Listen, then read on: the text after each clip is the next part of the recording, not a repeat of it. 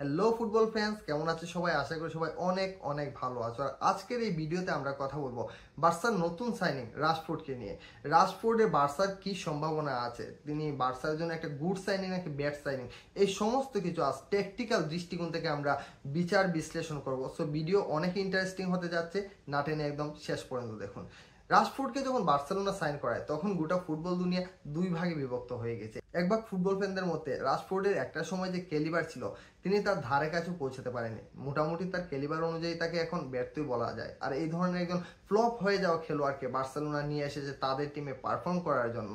So that's really funny, এবং তারা এটা নিয়ে অনেক হাসাহাসি ট্রল পর্যন্ত করছে।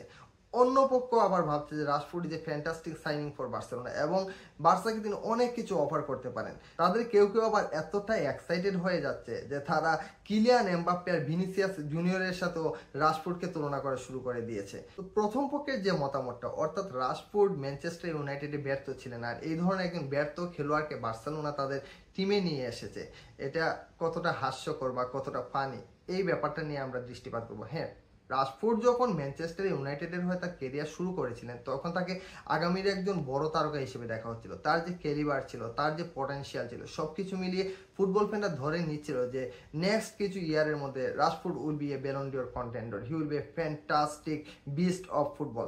তার যে স্টেমিনা, তার যে এবিলিটি, সবকিছু মিলিয়ে তার মধ্যে অনেক ভালো কিছু করার প্রবাবিলিটি সবাই দেখতে পাচ্ছিলেন। কিন্তু শেষ পর্যন্ত রাশফোর্ড তার যে সম্ভাবনা ছিল সেটার ধারে কাছে তিনি পৌঁছাতে পারেননি, যার ফলে এখন পর্যন্ত রাশফোর্ডকে মোটামুটি ব্যর্থ মানা যায়।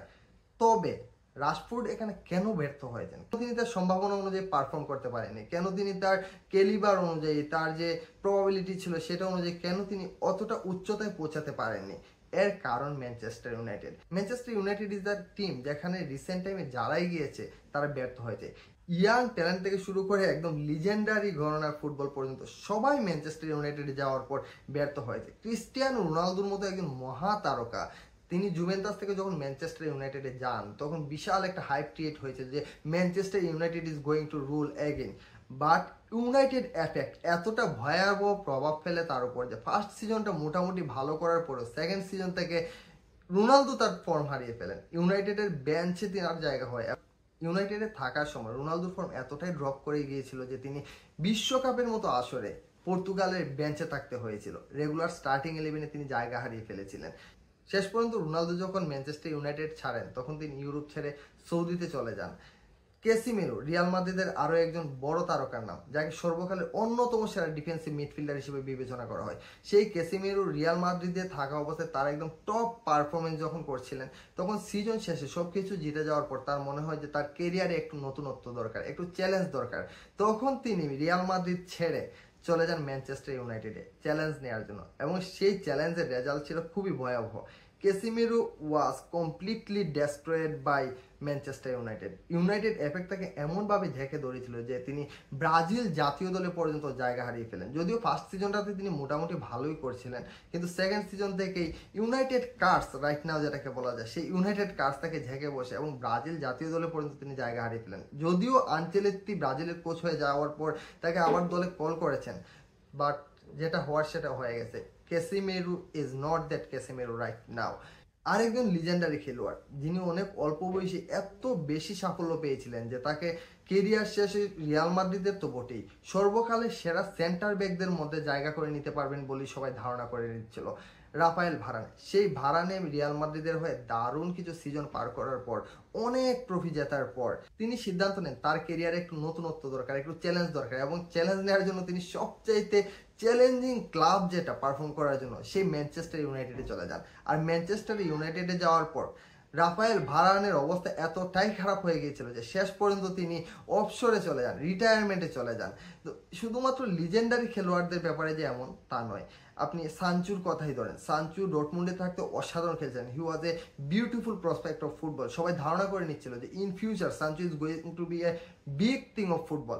বাট তিনি যখন ম্যানচেস্টার ইউনাইটেডে রেকর্ড পরিমাণ ফিতে পাড়ি জমান, তারপর থেকে তার গল্পটা শুধুই হতাশার। সানচুর রাইট নাও এতটাই বাজে সিচুয়েশন হয়েছে যে ইউনাইটেড তাকে সেল করতে চাচ্ছে, কিন্তু বড় কোনো ক্লাব পাচ্ছে না, ভালো কোনো অফার পাচ্ছে না। যদিও সানচো জুভেন্টাসের সাথে পার্সোনালি কিছুটা এগ্রিমেন্ট হয়েছে, যা এতটা স্ট্রং নয়, ছোটখাটো রিউমার এই নিয়ে শোনা যাচ্ছে। সানচোর সম্ভাবনাটা যে বিনষ্ট হয়ে গেছে সেটা নিয়ে নতুন করে বলার কোনো অপেক্ষা রাখে না।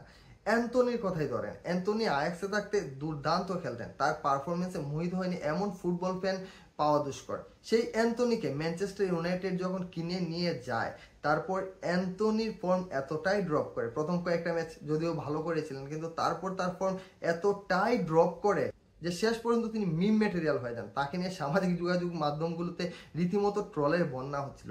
অবশেষে ইউনাইটেড থেকে লোনে তিনি রিয়াল বেতিসের মতো একটা মিডেকুর টিমে চলে যান। তবে রিয়াল বেতিসে যাওয়ার পর একটা মিরাকেল ঘটে, আর সেটা হলো অ্যান্টনি তার যে ফর্মটা হারিয়ে ফেলেছেন ম্যানচেস্টার ইউনাইটেডের হয়ে, সেটা তিনি রিগেইন করা শুরু করেন।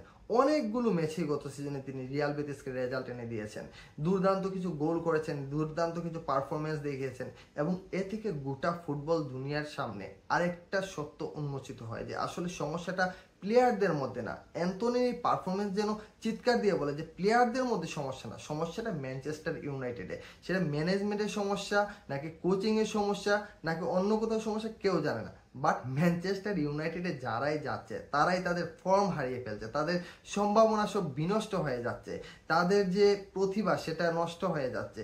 সো ম্যানচেস্টার ইউনাইটেড এফেক্টে এরকম অনেক উদাহরণ দেওয়া যাবে যেগুলো ফুটবলের সম্ভাবনা ছিল বা অনেক ভালো করবে বলে ধারণা করা হচ্ছিল, কিন্তু ইউনাইটেডের রিসেন্ট টাইমে যারা গিয়েছে সবাই ব্যর্থ হয়েছে। Obviously Manchester United is still now a big club of football. আপনি যদি ওয়ার্ল্ডের টপ কয়েকটা টিমের নাম নেন তাহলে ম্যানচেস্টার ইউনাইটেডের নাম সেখানে অবধারিতভাবে চলে আসবে, you can never ignore it. তবে তাদের সাম্প্রতিক যে ফর্ম, সাম্প্রতিক যে অবস্থা, সেটা কিন্তু তাদের লিগাসিকে মোটেও জাস্টিফাই করে না। তো একই ব্যাপারটা রাশফোর্ডের ক্ষেত্রে ঘটেছে। রাশফোর্ডকে এখানে যতটা দায় দেওয়া যায় তার চেয়ে অনেক বেশি এখানে ইউনাইটেড এফেক্ট দায়ী। ইউনাইটেডে গিয়ে যেখানে রোনালদোই ভালো করতে পারেননি, সেখানে রাশফোর্ড তো রাশফোর্ড। তারপর রাশফোর্ডের ফর্ম যে খুব বেশি খারাপ ছিল ইউনাইটেডের হয়ে, ব্যাপারটা তেমন না। লাস্ট 2-1 বছর ধরে সে খারাপ করছে, দ্যাটস ট্রু, বাট এর আগে মোটামুটি ভালোই সে করেছিল। এখন কথা হলো আমরা রাশফোর্ড টু বার্সা ডিলটাকে কেমন করে দেখছি। আমরা যদি প্রথমেই বার্সার দিকে তাকাই, যে বার্সা অনেক কাল ধরে টিকিটাকাকে আঁকড়ে ধরেছিল এবং টিকিটাকা একটা সময় কাজ করে অফ করে দেয়, তারপরেও বার্সা ওই টিকিটাকা নিয়েই ব্যস্ত ছিল, তারা টিকিটাকা থেকে বের হতে পারছিল না। তবে শেষ পর্যন্ত হ্যান্সি ফ্লিক যখন আসেন তখন তিনি বার্সাকে মুহূর্তেই চেঞ্জ করে দেন। বার্সার যে দলটা মাত্র এক সিজন আগেও টিকিটাকা ফুটবলে অভ্যস্ত ছিল, সেই দলটা হঠাৎ করে প্রচন্ড হাই প্রেসিং স্পিডি ফুটবল খেলা শুরু করে, এবং গত সিজনে অনেকগুলো দলকে তারা হিউমিলিয়েট করেছে। সেখানে রিয়াল মাদ্রিদ আছে, বায়ার্ন মিউনিখ আছে, এই ধরনের অসংখ্য বড় বড় দল আছে যাদেরকে তারা উড়িয়ে দিয়েছে, এমনকি দারুণ কিছু কামব্যাকও করেছে তারা পিছিয়ে পড়ে থেকে। এখানে হ্যান্সি ফ্লিকের ট্যাকটিক্স যদি আমরা খালি চোখে দেখি তাহলে যেটা দেখা যায় একদম হাই প্রেসিং ফুটবলের সাথে স্পিডি ফুটবলের কম্বিনেশন, যেখানে অ্যাটাক বিল্ড করতে 10টা পাসের প্রয়োজন হবে না, একটা সুন্দর পাস থেকে গোল অপরচুনিটি ক্রিয়েট হতে পারে। এমনকি বল যদি বার্সেলোনার ডিফেন্স লাইনেও থাকে ওইখান থেকে গোল অপরচুনিটি এনি টাইম ক্রিয়েট হয়ে যেতে পারে। গোল ফ্রম নাথিং তাদের একদম নিত্য নৈমিত্তিক একটা ঘটনা হয়ে দাঁড়িয়েছে। তো ফ্লিকের আন্ডারে যেহেতু হাই প্রেসিং ফুটবল খেলা হয়, তাই প্লেয়ারদের মধ্যে যে গুণগুলো অবশ্যই থাকতে হয় তার মধ্যে আছে প্লেয়ারদের স্পিড থাকতে হবে, তাদের স্টেমিনা থাকতে হবে, তাদের স্ট্রেংথ থাকতে হবে, ফিজিক্যালিটি থাকতে হবে, এবং তাদেরকে অবশ্যই বল পায়েও ভালো হতে হবে। এখন আমরা রাশফোর্ডের দিকে যাই। রাশফোর্ডের যে খেলার ধরন সেটা যদি আমরা দেখি তাহলে দেখা যায় সে দারুণ স্পিডে একজন ফুটবলার, এমনকি সে যখন অপোনেন্টকে ড্রিবল করে বের হয়ে যায় সেটা তার স্পিডকে কাজে লাগিয়েই সে ড্রিবল করে। তার ফিজিক্যালিটি বেশ ভালো, তার স্টেমিনা বেশ ভালো। তো আমরা হ্যান্সি ফ্লিক এবং রাশফোর্ড এই দুজনের ধরনকে যদি এক করি তাহলে দেখা যায় যে রাশফোর্ডের খেলার যে ধরন সেটা হ্যান্সি ফ্লিকের ট্যাকটিক্সের সাথে দারুণভাবে ম্যাচ করে, যার ফলে যদিও রাশফোর্ড ইউনাইটেডে থাকতে তার ক্যালিবার অনুযায়ী সাফল্য পাননি, তার যতটা উঁচু অবস্থানে যাওয়ার কথা ছিল সেটা তিনি যেতে পারেননি, তারপরেও যেহেতু অ্যাট লাস্ট তিনি এমন একটা দলে শিফট হতে পেরেছেন, মুভ করতে পেরেছেন যেই দলটার বর্তমান ধরন তার খেলার সাথে ম্যাচ করে, তাই বলাই যায় যে Rashford will do something very good for Barcelona, এবং রাশফোর্ডের জন্য এটা দারুণ একটা মুভ হতে পারে। যদি রাইট নাও তাকে কেনা হয়েছে এই প্ল্যান মাথাতে রেখে যে রাফিনহা বা অন্য কারো যদি রেস্টের প্রয়োজন হয় ফরওয়ার্ড লাইনে, তখন রাশফোর্ড সেখানে অপারেট করবেন। তবে এমনও হতে পারে রাশফোর্ডের যে গোল স্কোরিং অ্যাবিলিটি আছে, তার যে স্পিড আছে, স্টেমিনা আছে, স্ট্রেংথ আছে, এই সব কিছু দিয়ে রাশফোর্ড মেইন টিমের জন্য কম্পিট করতে পারেন। আর ফ্লিকের ট্যাকটিক্সের সাথে যেহেতু রাশফোর্ডের খেলার ধরন দারুণভাবে মিলে, তাই এটার সম্ভাবনাই বেশি। তবে ফিউচার ইজ অলওয়েজ আনসার্টেন, আর এটাই তো ফিউচারের সৌন্দর্য। আপনার কাছে কি মনে হচ্ছে, রাশফোর্ড কি বার্সার জন্য দারুণ এক সাইনিং হতে যাচ্ছেন, নাকি শেষ পর্যন্ত রাশফোর্ড বার্সাতে ফ্লপ হয়ে তার শেষ যে সম্ভাবনাটুকু আছে সেটাও হারিয়ে ফেলবেন? আপনার মতামত অবশ্যই কমেন্ট বক্সে জানাবেন। আর ভিডিওটা যদি ভালো লাগে থাকে তাহলে লাইক, কমেন্ট এবং সাবস্ক্রাইব করে দিবেন।